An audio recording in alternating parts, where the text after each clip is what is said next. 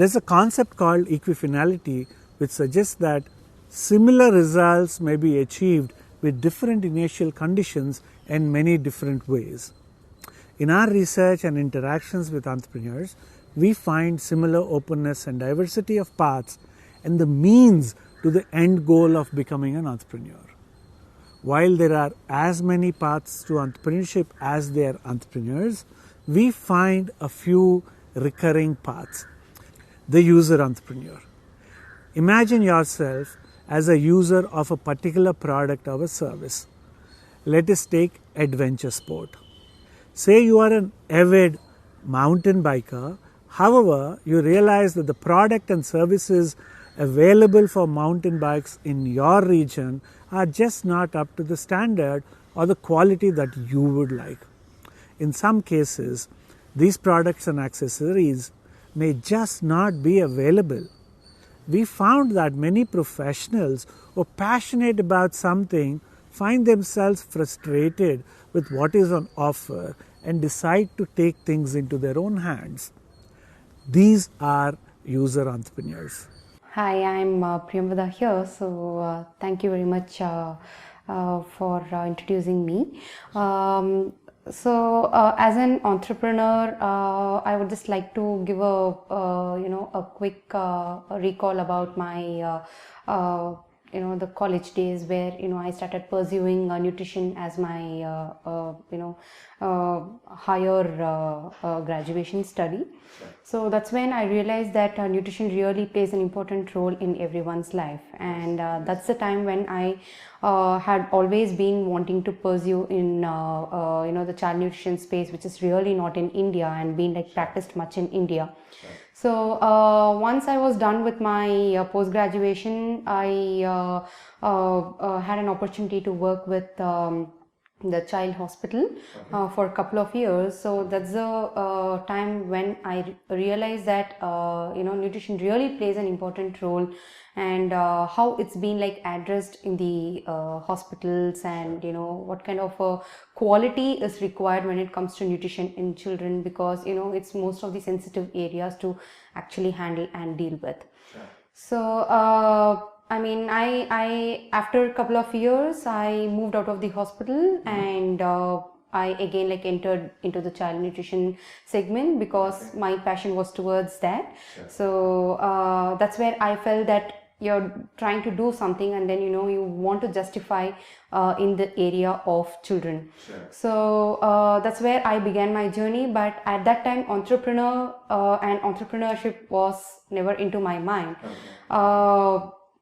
Post which I saw that okay, fine, something needs to be done. I mean, some problem needs to be solved in India, which really cannot happen only from one end. So it has to be a collaborative approach that needs to be taken care of.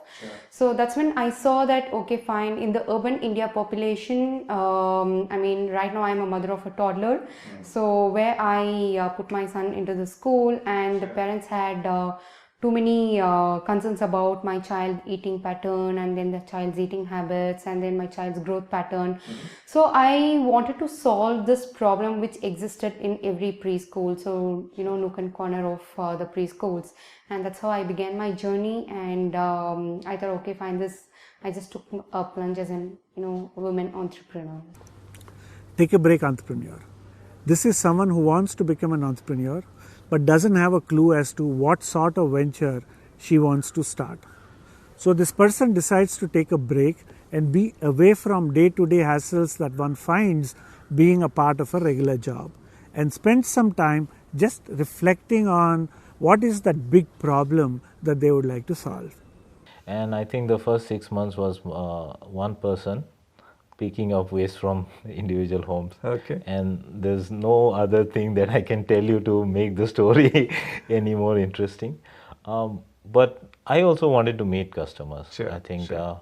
The whole point was to meet customers every day, go and pick up waste and understand from them as to what is it they are looking for. There is also the existing network also pays people to get their waste, whatever less it is.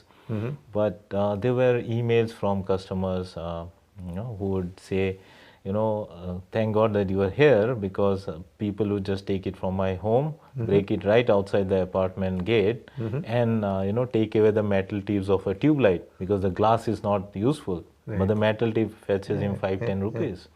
Yeah, and or he would give me some penny or some money, and then he would just vanish. I don't know what happens to that. Sure.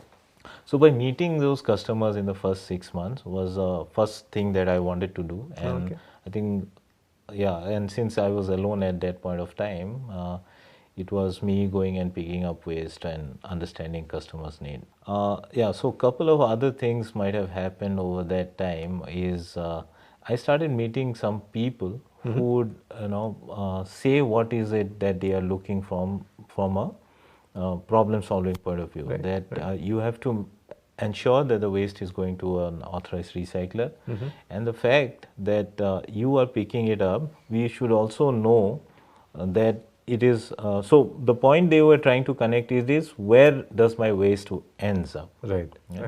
So when we say that we work with authorized recyclers, and that is what helped, doing a back end tie up with the recycler, was something that was useful in that period. Okay. Yeah.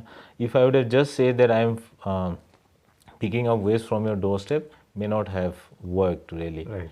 Maybe 1 or 2 customers would have given it, saying that okay, somebody is coming our doorstep and picking it up. But what we found out is that people also wants to see where the waste ends up with. So I think those first 6 months were a complete learning for us. Moonlighting entrepreneur. This is someone who has some clarity as to what she would like to do. However, before committing to an idea completely, she chooses to work on it part-time. Thus, they would continue to work full-time in their regular jobs or other activities while tinkering over the idea, seeking feedback on the same, and fine-tuning it during their spare time, usually in the evenings or over the weekends. Further, the full-time job serves as a source of either skill or networks and the savings, and it will serve them well when she finally starts the venture. Brewing for a while. So because the industry space that I've been working in, so although I've always worked for technology companies, it actually took us 2 years to narrow that big thing down. Sure. Right? Over many discussions, over many conversations, right? And in terms of in preparing for that, since at least for me, for my sake, I knew that I know that I want to be out and I want to start doing this. So I didn't start talking to my co-founders till about a year later. Right? We were talking, but we just didn't talk about anything specific. So once we started to do that, so in that time frame also, I realized that technically, right, I had lost a lot of my technical abilities over the years because you're just in a different mode. Right. Right. You're in a corporate, you're in a job. You have people doing stuff for you. So you move away from the fun side of it for some part, the coding and everything, or the technology, what is the new thing that's there. So it actually lost touch with that. So I started spending a lot of time in honing those skills again. That's the way it was. So that's what I spent the time, right? Trying to preparing myself, right? So preparing myself, preparing the family, talking to people. Accidental entrepreneur. An entrepreneur who perhaps has never thought of being an entrepreneur, they start with some action, and then A leads to B, leads to C, leads to D.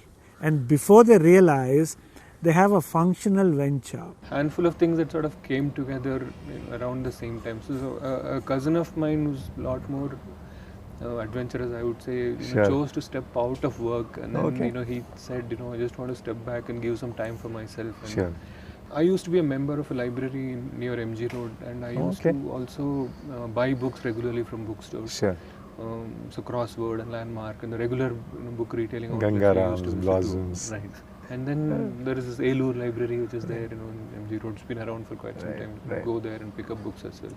So in one of those trips, I remember I had taken my father along, who's also an voracious reader, and then he was just making a casual comment that the if I could get all the books that's there in Crossword, for me to read Sure. without actually having to pay for buying these books, and if I read it and return it back, it would be such a wonderful experience. And then when I took him to the library, the experience, the collection, so he just felt that having a library like how a bookstore looks, access to a similar collection would be a lot more interesting experience for someone like him. And post that, we keep having conversations with my wife on what does it mean to run a business and what does it mean to do a business plan and things like that. And my brother, my sister-in-law, we keep talking about it once in a while, but somebody stepped out of work showing the way that that is an option. Somebody was with talking money, my wife and others. Father was talking about books and library, and sometimes just a series of small inconsequential conversations just start leading you onto something. So I and my wife keep talking about just how much of money would we be willing to spend if we were to do an experiment like this, and then it starts getting a little more serious. So there is an idea, there is a conversation on money, there is a conversation on what does it mean to step out of corporate life. So these small conversations kind of eventually come together. So another type of entrepreneur is make a dent entrepreneur.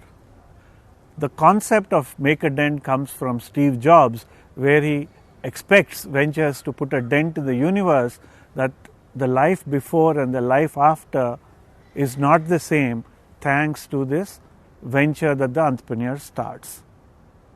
One such venture that we will come across in our course is Amagi. So Amagi incubated at NSR Cell, and then they went out. They are a very large company. They are into contextualized advertisements on television and many other offerings. So we kind of spend the first 3 months trying to say, what did we do and what did we want to do? So that's just three things came kind of the first thing. Then what we did was we looked at 40-50 business plans. So we didn't look at one or two. So it was not a serendipitous way of getting into stuff, but we looked at 40-50 business plan. Into mobile, internet, We kind of looked at all of those options and said, okay, what's going to be the most impactful in some sense? And the DNA of three of us as founders is that we always want to do something unique and differentiated. So we don't like somebody who's already done a business. So we're very clear, we don't want to do commerce because Amazon has already done it, no big deal. We don't want to do this. So a lot of ideas got killed because it's already been done somewhere else. So we didn't want to do something. So went through that plan, and then when we looked at television, and we were new to television, we didn't know anything about television. I don't think we would have even imagined that we would do anything related to television in our lives. But at that point in time, television looked very lagardish in terms of adoption of technology. We thought it's going to get disrupted any which way. So why don't we be part of the change? Clearly, it suited two things. One is we can disrupt the space because it had very lagardish attributes. Second, it was large enough. It was a $500 billion business, so it's almost $500 billion of business. Clearly, a big space that we could go after. Third, we saw in India, there was no targeted advertising at all. So it kind of said, why is targeting not available in a country which is so culturally diverse? So at least the problem was jumping out and saying, hey, there needs to be targeted advertising. And why is it not existing? Each of the above paths has its own upside and downside. The key to remember is that each of these paths worked for that particular individual and her individual context. Similarly, each one of us need to evaluate and identify our own individual context before deciding to choose either one of these commonly occurring paths or a completely different path altogether. To each her own. So in this MOOC, we are going to take an iterative process. So you will have to think up of an idea, go out and talk to people, come back, we'll analyze it together, and you take this input, go out again, and very soon you will realize you're quite deep into your venture and very close to starting it. So come, let's do your venture.